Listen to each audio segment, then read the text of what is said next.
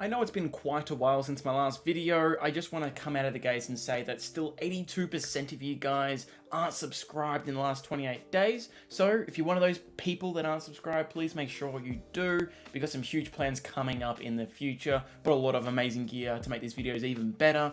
But make sure to help us out and by subscribing, liking, sharing the video, all that kind of jazz. But I want to jump straight into the video. There's so much television on kids' networks I have adored over the years. One of my favourites ever being Transformers Prime, but my love for that show in particular would be, simply put, for its world and its characters and the way it delivers great action with emotional ties to the plot that happens on screen. Because in the end, that's really all it was, a great action show. And as a huge Transformers fan, 95% of these don't even get that right. And to be honest, most kids' television struggles to find that balance.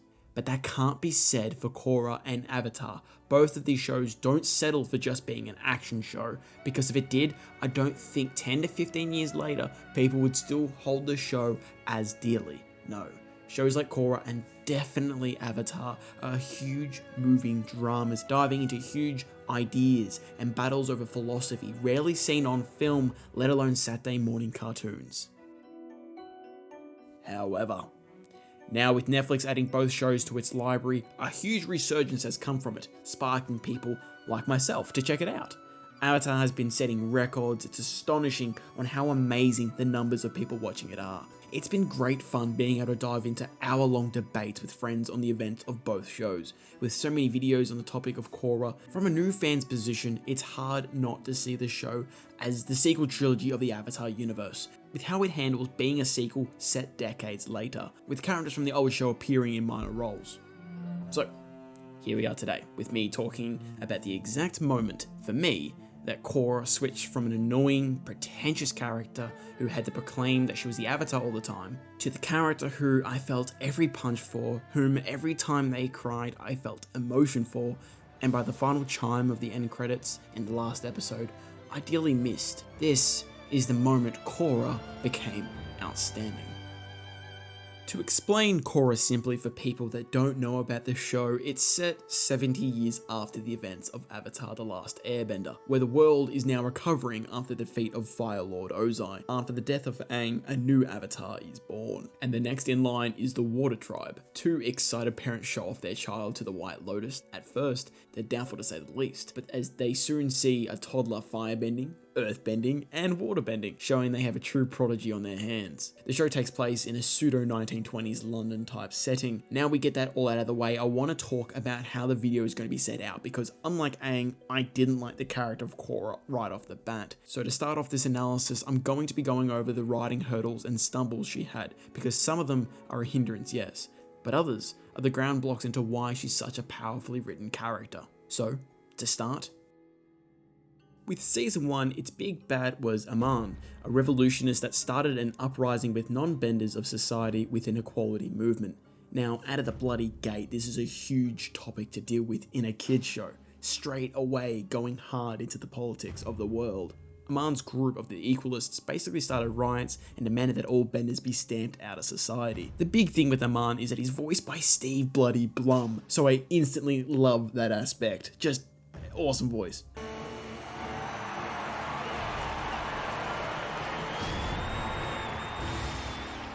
Thank you all for joining me on this historic occasion.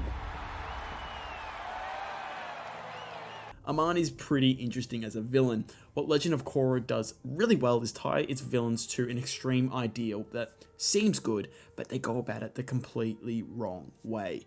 With Aman, it's doing terrorist attacks and doing a lot of horrible things that cause issues for Republic City. Aman takes equality to a deadly extreme. For Season 1, Korra's biggest issue is that she has to learn how to do airbending. It's her biggest weakness at this point. She's good at everything else bending related, just not airbending.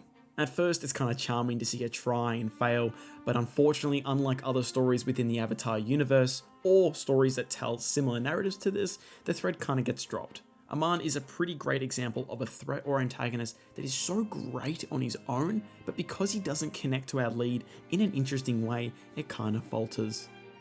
Korra is disconnected from the spirit side of the Avatar gig. She just can't get it. It halted her progress massively, which, by the way, is a great learning block for her, and her journey of getting this side better is great to watch. And with Amon's dad fighting Aang innately, there is a connection, but Aang has no connection to Korra at this point. While she is trapped, she has some sequences where she feels Aang is trying to help her in some way, giving her tidbits of information, but I greatly feel if this show took an Arrow or Westworld approach in storytelling, in giving time to build up the narrative with the past and connecting the two, making both feel ever more important, which in turn just improves both narratives immensely. The entire final run-in with Amon is just outstanding, and for me, this was a huge reason just to continue watching, because with his single writing decision, I knew the writers were serious with the type of story they wanted to tell.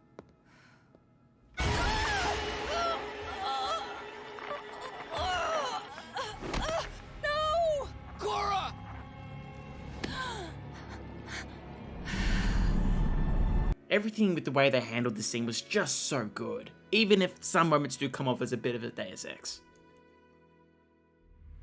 I'm going to skip straight to Season 4 because I don't want to talk about Season 2, and I'm going to be dedicating a whole section to Zahir later, but I just want to focus on Kuvira. She is kind of just boring. She's a fascist, which is as deep as it sounds. The best thing about her is how amazingly the writers connect her themes to Season 3, that being anarchy. With the Earth Queen gone, there was a power vacuum that Kuvira filled. Other than that, there isn't much to her other than she has an empathy that's deep inside of her, which is kind of interesting. The arguments on philosophy are very weak compared to other arcs in the show.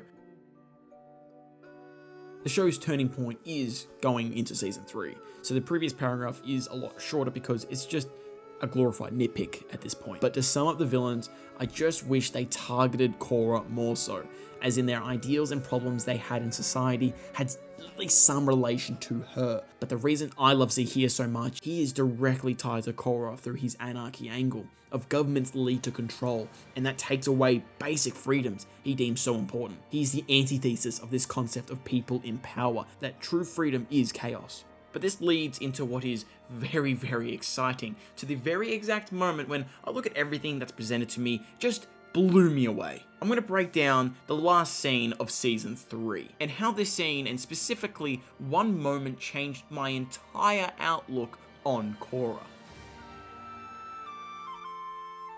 Season 3 by this point had already been enjoyable, but holy hell, this sequence is beautiful. Now, I want to dive in this scene really deep because it's 2-minute runtime. It does so much. The direction, the pacing could not have been better.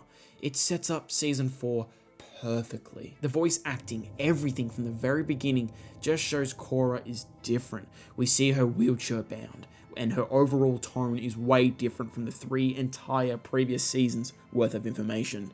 Sure, we have seen her sad and down, but this time it's just different. And when we move outside of the temple in the next little bit, the show's vast array of characters really pays way to have a scene that really flows naturally and gives off more information than initially thought. And upon rewatch, the amount of info from every piece of dialogue is just so good. With characters like the president of Republic City talking to Korra and just showing his thanks hits differently. Everyone seems to be walking on eggshells, really not sure how to handle a situation like this.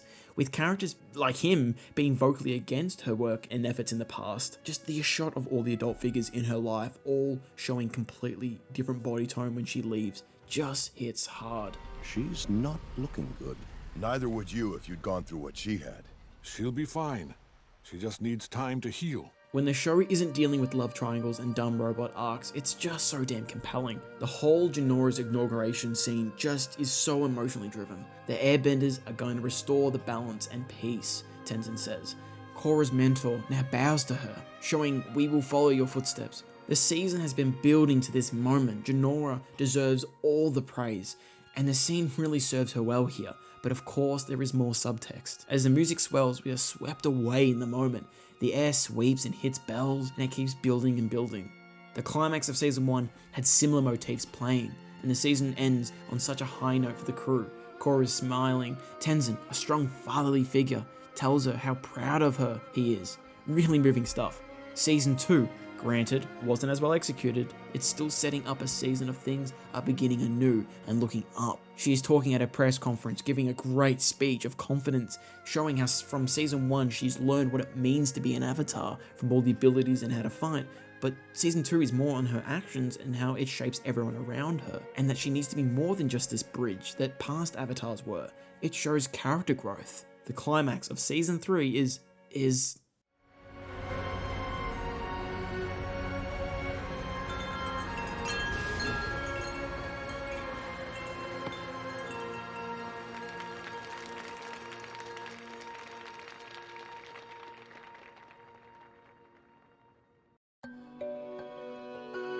just wow. This moment when the credits rolled, I just went, oh yes, I'm ready for season 4. This single moment and frame are all a part of her journey to become the true avatar the world needs. And this moment starts the arc that will be one of my favorites of the entire show.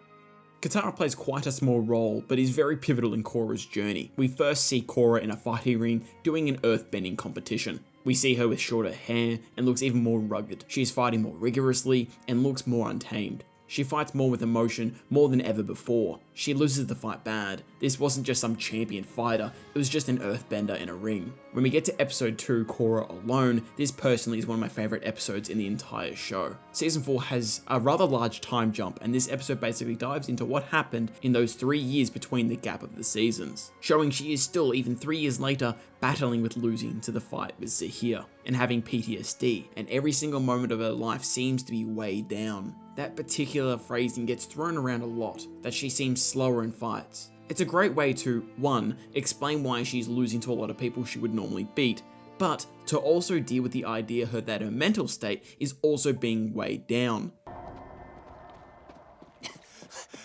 You sure she's the Avatar?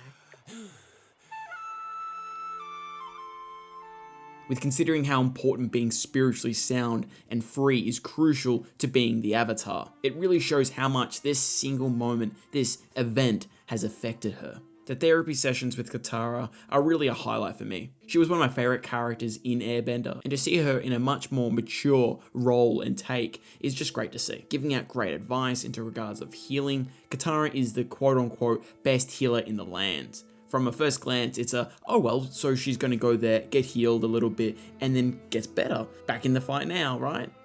No. Her journey isn't that simple, and that's what I love. There is a letter scene that does so many things at once. It shows the passage of time, showing it's stagnant for Korra, and hearing all these stories isn't what she wants to hear right now.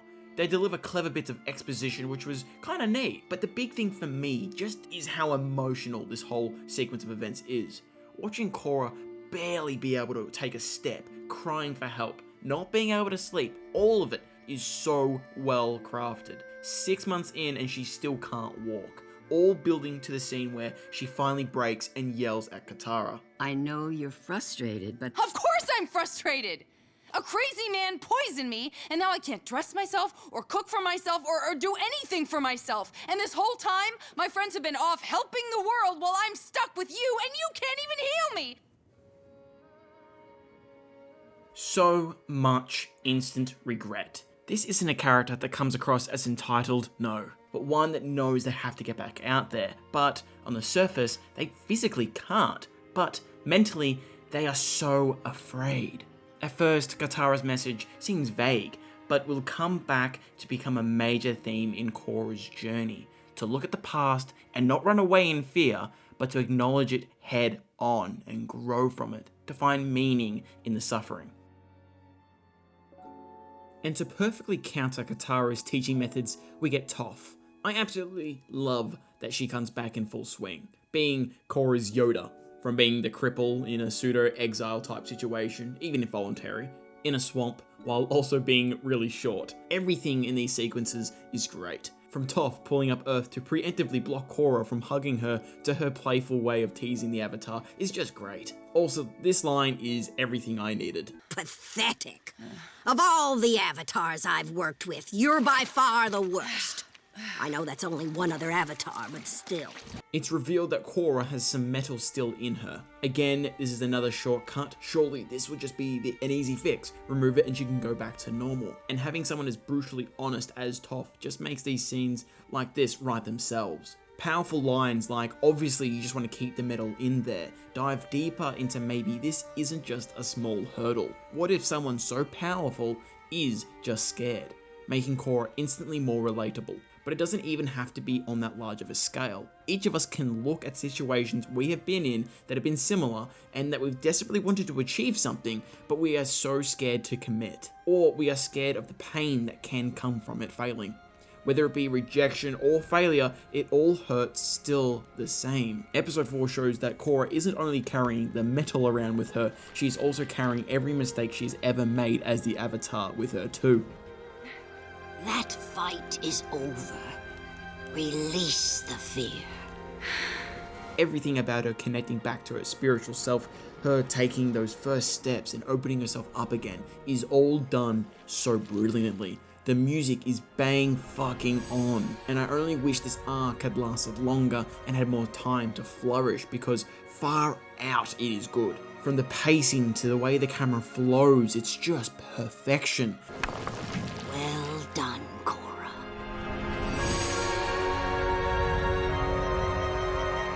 The Avatar is back in business.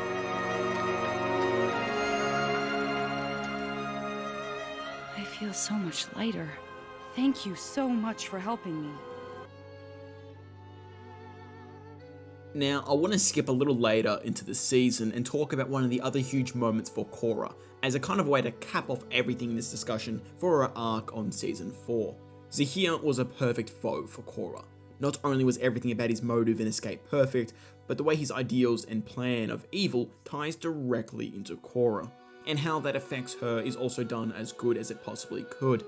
All you want from a villain is to create an everlasting effect that, even after the final fight, the hero still feels the pain of it through the physical side and ideally mentally too.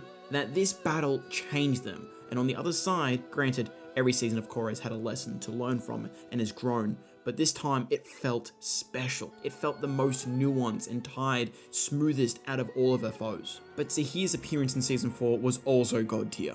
There is something I love when the writers know the characters so well to get their antagonist and protagonist in the same room and being able to write them in a way that gets them on the same side of an argument for the greater good. Times where Daredevil works with Punisher or Optimus Prime with Megatron come to mind. Moments where you believe both sides are there for their respective motives.